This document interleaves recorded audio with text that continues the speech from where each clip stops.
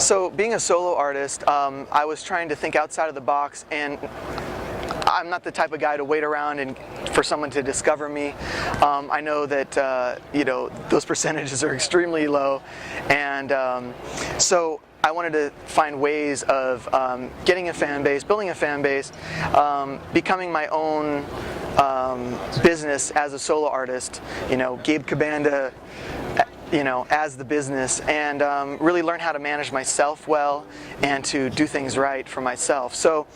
I developed this tour called the Epic Proportions Tour, and I figured, hey, we're going to put myself and other artists that I like in front of niche venues and fans that are going to be already there, instead of having to buy a ticket to come see some people who they've never seen before. So I think that was really critical for my solo career, because that kind of gave me a boost, and it also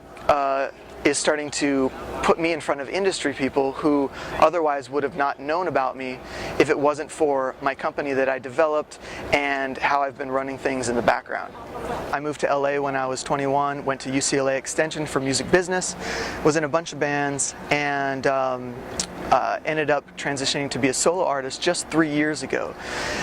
which is relatively, new. But I really had all of this backing and knowledge that I'd learned from managing my own bands growing up, and also going to school for music business, and putting those all together, I was able to create a sustainable system for myself as an artist, and also to bring other artists on my own tour and actually pay them to come out on the road, which is something that no tour does. Even big buy-on tours, you end up usually losing money on. So on our tour, you actually make money,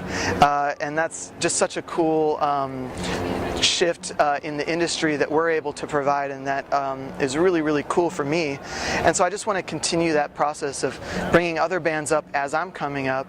and being able to share my music with as many people as possible. And it's really funny now that record labels who had denied my demo tapes back in the day for old bands, now they're calling us up, asking us to take their bands on tour, or calling us up to work with us. So it's kind of a shift in a paradigm shift here, but it just worked out in that way.